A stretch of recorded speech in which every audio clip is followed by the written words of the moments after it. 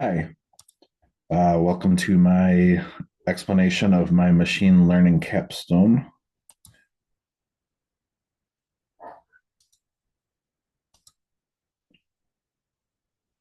We're going to go through the features and why I picked what I did, talk about the data. I picked a passion project for my machine learning model, uh, which the advantage of using a passion project was I kept plugging away even when it was frustrating. The bad part of doing a passion project is if I had picked a business data set from Kaggle, I probably would have been done 3 weeks ago. But I had a lot of fun and learned a lot doing it. So let's take a look at it. I did a regression uh, machine learning model predicting which new Music Friday albums I would enjoy. Here are some of my data sources. Each Friday morning, I populate a playlist of new Music Friday albums. I start looking at NPR Music's playlist of new Music Friday albums, which they usually list as singles. I'm working on automating pulling their singles, turning them into albums, and then pulling it into my machine learning model. I'm halfway there. um, so all of the new albums, it's usually 15 to 30 albums per week. Then my liked albums playlist, I conglomerated a bunch of different favorite albums of the year playlists into one, and have been gradually putting more albums in this playlist each week. One thing I realized doing this project was I didn't have a data set of music I didn't like. So as the weeks go by, I just keep dragging more new Music Friday albums. Sometimes I have a friend whose music taste overlaps mine by like 30%, but he has a lot of music that's like outside of that Venn diagram that I can put into that folder. And then my liked songs, which is just over 5,500 songs. Between the ones on the right side of the screen, that's about 10,000 songs, a little over 10,000 songs. New Music Friday is usually around 500. So it's a much smaller data set. Why did I pick this project? Um, I now use Spotify, but I used to use RDO, and RDO went out of business in the mid 2010s, and they recommended albums a lot. And I found a lot of the streaming services today don't recommend albums. It's all very playlist centric. Here's a screenshot of what my Spotify looked like today. Apparently, it's Thursday, Throwback Thursday. The plan was to train a model on music I do and don't like, and then set it loose on New Music Friday. The challenge was how to teach the model why I like a song or album. I had many moments of panic during this project saying, the Spotify algorithms, which score each song on different audio qualities, can't judge the timbre of someone's voice or potentially the emotion they put into a song. Am I going to get the model to get any sense of what is good music and what I might enjoy?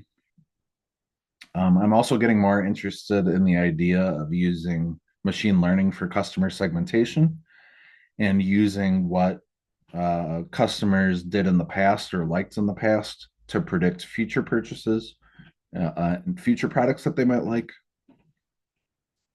At least that's how I've been selling it at interviews if I ever talk about this project. Um, Cleaning the data set. As I did this project, I dropped more and more columns from the data set. One of the biggest missing variables was genres. I learned half of the songs on Spotify don't have genre data. So at first, I pulled data from Last FM, which is a site where you can store all of your listening history while you stream off of apps like Spotify. But I also found out, and I probably could have got this project done quicker had I known earlier, you can pull data about any artist, whether you've listened to them or not. So Last.fm became a great data source to use different APIs to pull data that I needed. So I ended up filling half of the missing genres with Last.fm data. And at some point, I thought, this Last.fm data is richer than the Spotify data. Let's just wipe away all of the Spotify genres and fill them in with Last.fm genres. And you might be wondering why I have a baby on the screen. I kind of considered the New Music Friday data set like the baby of the project. Um, at first, I was taking the training set and the New Music Friday set and trying to run some of the feature engineering on them both separate. But then I was getting a lot of columns that were in the wrong spots with the wrong names when I tried to rejoin them. So I made the choice to put all of the data into one data frame and make a playlist origin column that says which playlist they came from. And then wherever I could, I kept the feature training blind to what the data in the New Music Friday was. So it was just a very precious package to try to keep. And with nulls too. I was with 11,000 songs. If 100 of them didn't have a particular column, goodbye.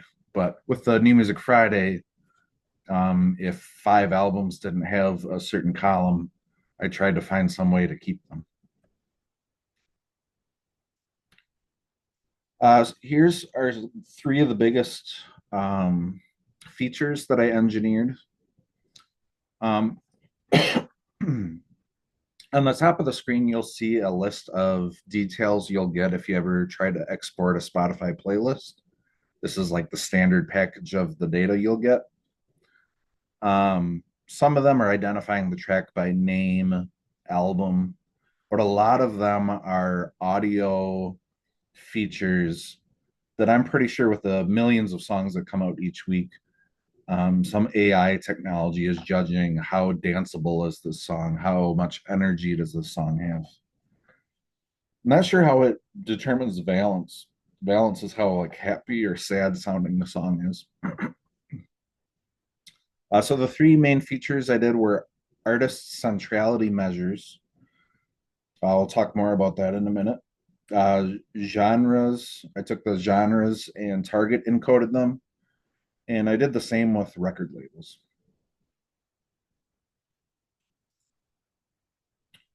So genres encoded, basically when I pulled the genre data from Last.fm, I got greedy and I pulled 10 genres from each artist.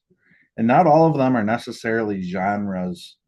Last.fm is kind of like the Wikipedia page of music, in that users of Last.fm can add bios, can add genres, can add special things about the artist.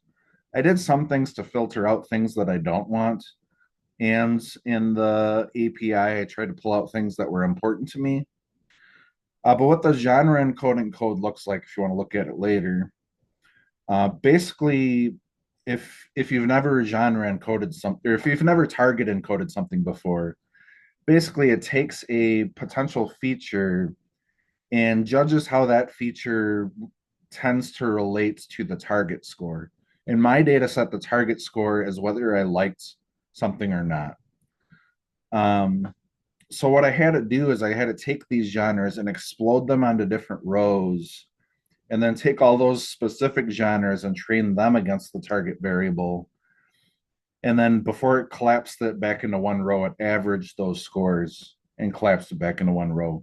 That's why progressive rock, symphonic prog, and indie rock got a score of 66.7.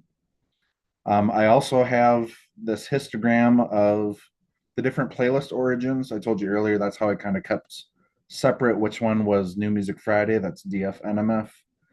DFNMF is this lighter green off to the left. New Music Friday is usually a mixed bag. About half of the albums I'm not going to like. Maybe a third I end up liking, and some are kind of in between. So it's not surprising they have a lot of lower predicted scores. They might have genres I don't particularly listen to. And the one that scored the best seemed to be DF Liked, which is a list of songs that I clicked the fave button on Spotify. Not far behind is the favorite albums. Favorite albums again is going to be a lot of genres that I like, but I was encouraged to see that songs that I really liked tend to have even more genres that scored high.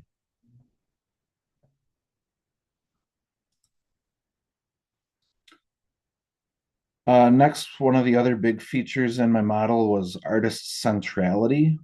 I used a technique called page rank. And basically, I took five or six similar artists to every artist, again, using Last FM. Took every artist in my data set, every artist in my training data set, and went and found their five most similar artists. And then um, it's told which songs are the songs that I like, which songs are from the albums I like, and which are from the songs that I don't like.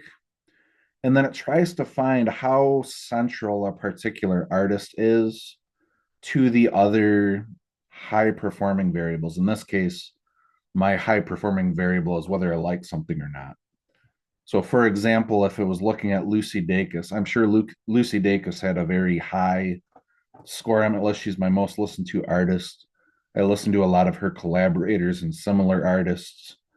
But it would look and say, oh, she's very central to the types of artists Mike likes. So as a it boosted my model more than just about anything. Because while audio features that Spotify comes up with might not get the timbre of someone's voice, if you're a fan of Lucy Dacus, you're probably a fan of Phoebe Bridgers because they make similar music, they bring out similar emotion, and you're getting a lot of like humans on Last FM that are listening to both and letting Last FM link and say, oh, these two artists are very similar to each other. So that was a great feature to my model that enhanced it a lot. Going back to the last, if a artist is in the middle of a lot of artists that I don't like, it scored it lower. One thing I'm still questioning, and might even toy with changing it tonight to see how it performs with tomorrow's New Music Friday, is how well can a record label tell you whether an album is good? There are some record labels that have a good reputation of signing a lot of good artists. Again, there are humans at these labels that are making decisions, although I don't know how much AI is used these days to try to filter out types of music that they're looking for. Um, and I listen to a lot of indie music, and some of these artists are coming from their own record label, like they made their own record label. And this is the first album released off of that record label. So one way I tried to prevent overfitting was I not only target encoded each label, but I target encoded different sizes of labels, um, and tried to average those two target encodings. So if someone was from a no names label, the model would say how likely is Mike to listen and like an artist from a non-liked label. Well, let's average that with what you predicted here, to try to prevent overfitting or from over learning from maybe one song from one label.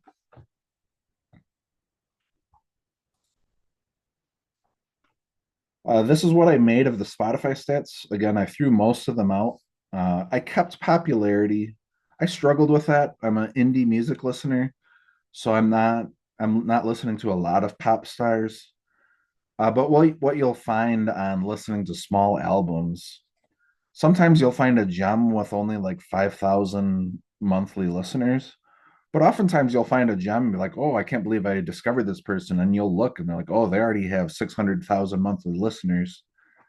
Sometimes just the fact that a lot of people got drawn to the same artist, again, humans deciding that this artist has merit, can have some strength. So popularity was always one of the highest performing um, Spotify measures. Also, very popular songs.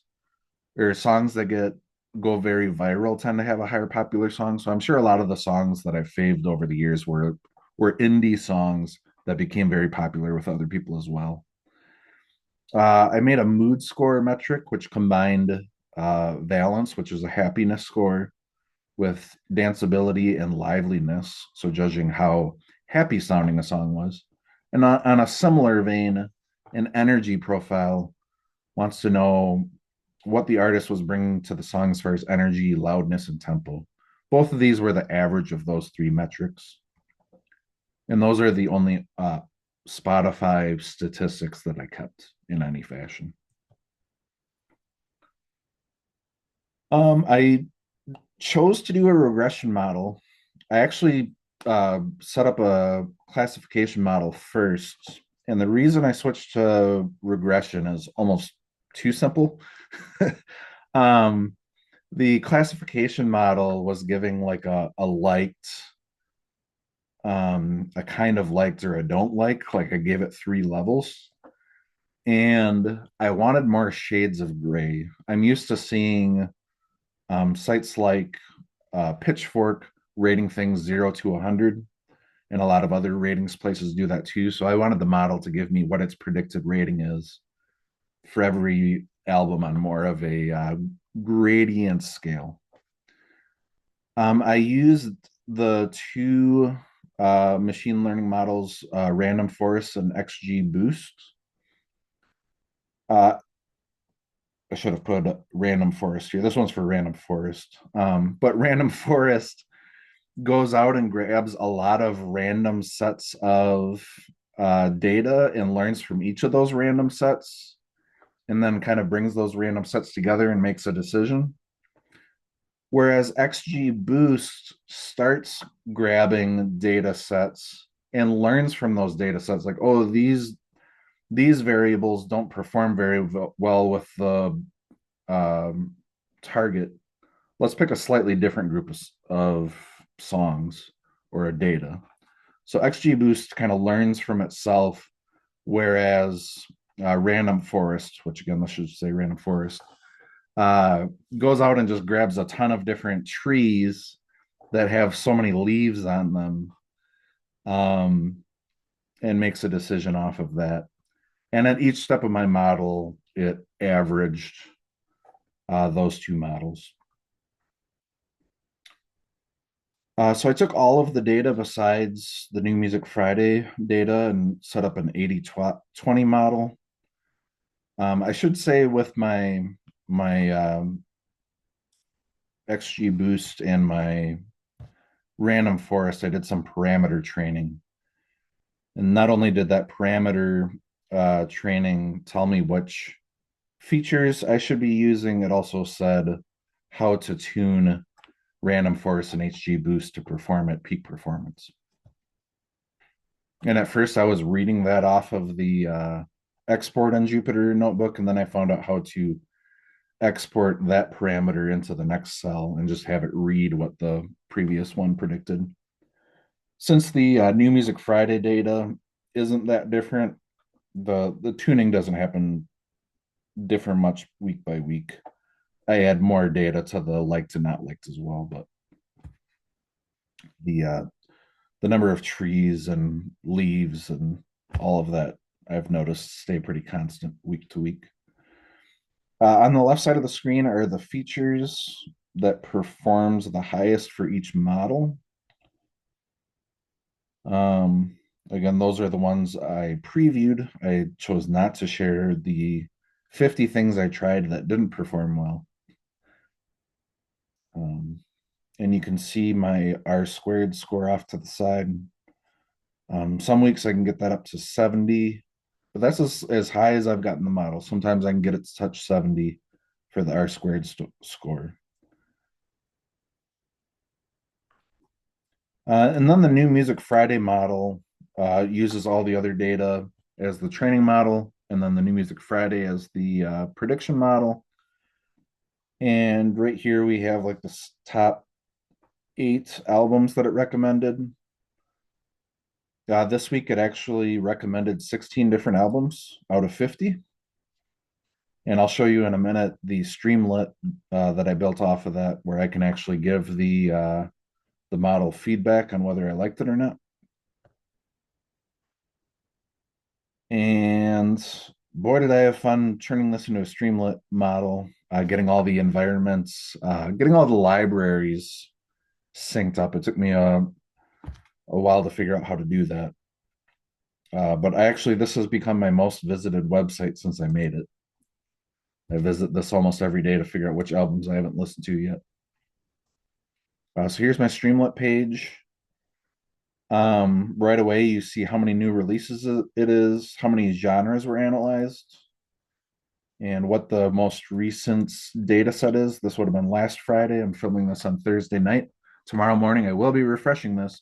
So whoever ends up grading this project, when you view my Streamlit page, you'll see new albums here. Some things I like about this is I can filter by genre, and it loads in all the covers. I always like looking at the new covers. It's got the new predicted score. You'll see right here it says Mike liked it. That's because these albums have been out for 6 days. I've listened to almost all of them. Um, I love that it gives me all of the genres for the artist. So even before I click play, I can kind of get an idea like, am I in the mood for a dream pop album right now? Maybe I'm not. Maybe I come back to that at 10 p.m. I like that it gives similar artists. Sometimes I'm like, why did it give this such a high score? And I say, oh, four of these similar artists are artists that I like. I see why it recommended it. Sometimes I'm not so sure what it glommed onto. Um, One thing I'm trying to fix is it's very positive about a third of the data. And again, you can see the feedback I've given it. These play on Spotify buttons work as well. That took a bit of finessing. So we're starting to get into the not liked predictions. And note, it likes to jump from the 60s down into the teens. And I think that's because most of my data are albums I like and songs I like. So if it's in like the realm of those artists and those genres, it's like, oh, Mike is probably going to like this. But if it's anywhere close to the data set that I don't like, it's going to be brave and say, oh, he's going to hate this. So I'm thinking about instead of these thumbs up and thumbs down, I might even give myself a box where I could score it, and that way it has more granular variance between albums. But you see, there are some low predicted songs that or albums that I liked. If I scroll down to the bottom, there's one or two albums I haven't listened to. I have some feedback buttons where you can click thumbs up, thumbs down, or in the middle, and it'll either give the message Mike didn't like it. There's one that says Mike thought it was mid. I thought it was okay. Off to the side, I have which kind of how I made the model, some of the key features that I use. I also sometimes find new albums and put that into my New Music Friday and then rerun the model. And I've gotten frustrated that my Streamlit app still has the old albums cached. So if I ever need to force refresh the albums, I can click that. And if there's new albums, the new ones will load in. Um, I have a page where you can see my notebook. One thing I didn't mention with my model is, where is it here? Oh, here we go. Is not only did I make a playlist origin to keep track of which songs came from which playlist, but every song that I liked, I gave a score of 100. So that was its target score that things were trained against. Albums that I liked were given a 50 because not every song on a good album is great, but generally the quality is decent on all of them. And then albums that I didn't like got a 0. And the model trained off of those target scores with the different genres, artists, record labels, moods, etc. Um, some other fun things kind of come towards the end. Some of the things you didn't see. Um, I have the model after it makes the predictions to grab the Spotify link that is used on the Streamlit app and the album cover, and that pulls from Last FM. And it doesn't always find 100% of the album covers, which I'm trying to find other websites where I can pull as a backup. So far, the ones I've used, Discogs, never has the ones that Last FM doesn't have. And I found that the artists that are least likely to have their album stored in these different databases are like super, super small artists. So I went through the New Music Fridays Spotify playlist and tried to find which ones didn't pop up on my predictor because they didn't have albums or didn't have album covers. And then I have it save a copy of the HTML. Basically, what we're looking at right here is a saved HTML embedded. But when I run the model in the morning, it'll save a fresh HTML and replace that here too. So if you ever come to my website and come to this page, it'll be different every week. The one page that won't change, I made an about me page in case a hiring manager or recruiter stumbles onto my app. I did put this on LinkedIn a few days ago. So my notebook is there. I'll also link it on the Google Classroom.